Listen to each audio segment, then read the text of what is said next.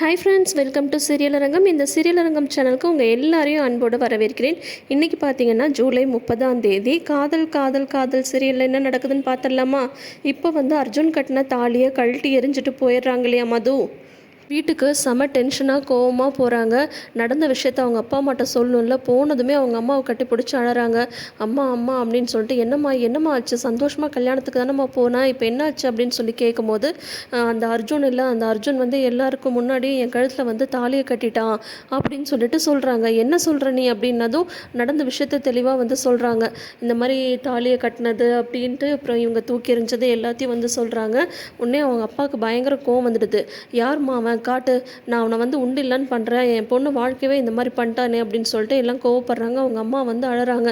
என்னடி சந்தோஷமாக நீ கல்யாணத்துக்கு போனால், ஆனால் இப்படி ஒரு குண்டை தூக்கி என் தலையில் போடுற, உன் வாழ்க்கையே இந்த மாதிரி அவன் கெடுத்து விட்டானேடி அப்படின்னு சொல்லிட்டு அழறாங்க. ஏன்னா இந்த விஷயம் வெளியில் தெரிஞ்சாலும் அது மதுவுக்கு எவ்வளோ பெரிய அவமானமாகவும் அசிங்கமாகவும் இருக்கும் இல்லையா? அது அந்த இடத்துல நின்று பார்க்குறவங்களுக்கு தான் அந்த வலியும் வேதனையும் என்னன்றது புரியும். அவங்களுக்கே தெரியாமல் ஒருத்தவங்க வலுக்கட்டாயமாக தாலி கட்டுற அந்த வலி இருக்குல்ல, அது உண்மையிலே ரொம்ப கொடுமையான ஒரு விஷயந்தான். அதுக்கப்புறம் அவங்க அம்மா சொல்கிறாங்க, இதை இன்னையோட நீ தலை முழுகிடு, போய் குளிப்போ அப்படின்னு சொல்லிட்டு சொல்கிறாங்க. அதுக்கப்புறம் பாத்ரூமில் குளிக்க போயிட்டு அவங்க அழறாங்க பாருங்கள். ஒரு அழுக, அதை நினச்சி அப்படியே குமரி குமரி அழறாங்க மது.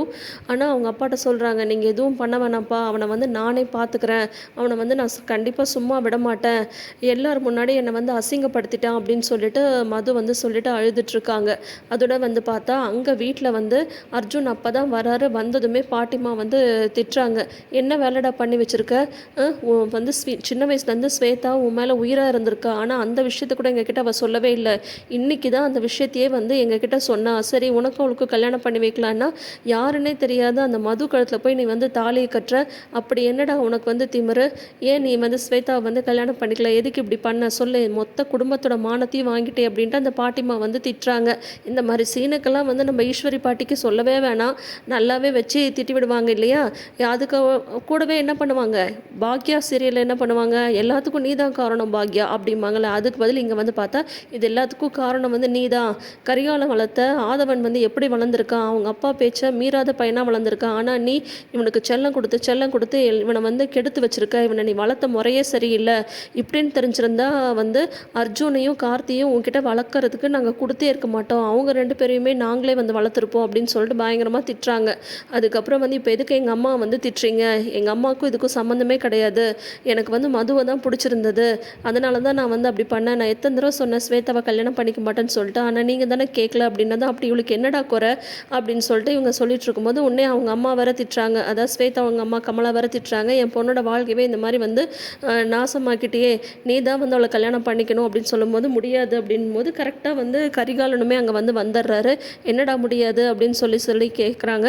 உடனே ஸ்வேதாவை என்னால் கல்யாணம் பண்ணிக்க முடியாது அப்படின்னாலும் நீ தான் ஸ்வேதாவை கல்யாணம் பண்ணிக்கணும், மனவரைக்கே உன்னை நம்பி தான் நம்ம உட்காந்தா, நீ பண்ண இந்த பைத்தியக்காரத்தினால இப்போ பாரு அவளோட கல்யாணமே நின்று போச்சு, இனிமேல் மது அது இதுன்னு சொல்லிட்டு நீ எதுவும் பேசிடலாமல் நான் சொன்ன மாதிரி ஒரு மாதத்துக்குள்ளார நீ ஸ்வேதா கழுத்தில் தாலி கட்டுற அப்படின்னதும் முடியாதுப்பா, என்னால் முடியாது, இது என்னோட வாழ்க்கை, உங்களோட அதிகாரத்துக்கும் உங்களோட கோபத்துக்கெல்லாம் நான் பலியாக முடியாது, அப்படியே எனக்கும் ஸ்வேதாவுக்கும் கல்யாணம் நடந்தால் நானும் சரி ஸ்வேதாவும் சரி சந்தோஷமாக இருக்க போகிறது கிடையாது, என் மனசில் ஸ்வேதாவுக்கு சுத்தமாக இடம் இல்லை, என் மனசு முழுக்க மது மட்டும்தான் இருக்கா, அப்படி இருக்கும்போது என்னால் எப்படி ஸ்வேதாவை ஏற்றுக்க முடியும், கண்டிப்பாக இந்த கல்யாணம் நடக்காது அப்படின்ட்டு பிடிவாதமாக சொல்லிடுறாரு.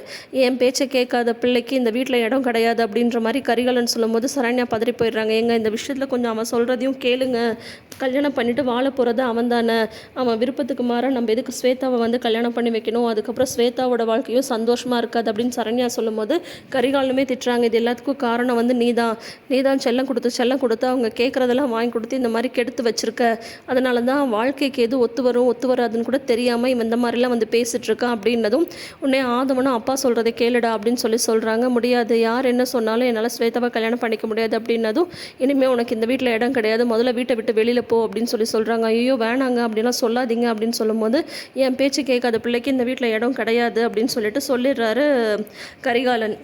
ஸ்வேதாவை கல்யாணம் பண்ணாதான் நான் இந்த வீட்டில் இருக்க முடியும்னா நான் இந்த வீட்டில் இல்லை, நான் இந்த வீட்டை விட்டு போகிறேன் அப்படின்னு சொல்லிட்டு அர்ஜுனுமே வீட்டை விட்டு கிளம்புறாங்க.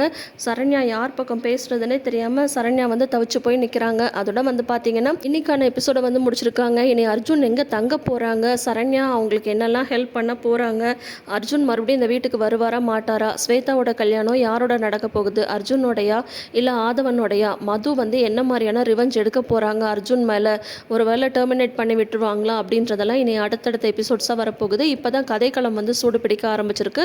உங்களுக்கு இந்த சீரியல் பிடிக்கும் அப்படின்ற மாதிரி இருந்தால் இந்த வீடியோக்கு ஒரு லைக் கொடுங்க. இந்த வீடியோ உங்களுக்கு பிடிச்சிருந்ததுன்னா, நம்ம விமர்சனம் செய்கிற விதம் உங்களுக்கு பிடிச்சிருந்ததுன்னா வீடியோக்கு ஒரு லைக் கொடுங்க. நம்ம சேனலை ஃபஸ்ட் டைம் பார்க்குறீங்கன்னா சேனலை சப்ஸ்கிரைப் பண்ணிக்கோங்க. இந்த சீரியல் அரங்கம் சேனலை நிறைந்த அரங்கமாக மாற்றுங்க. தேங்க்யூ.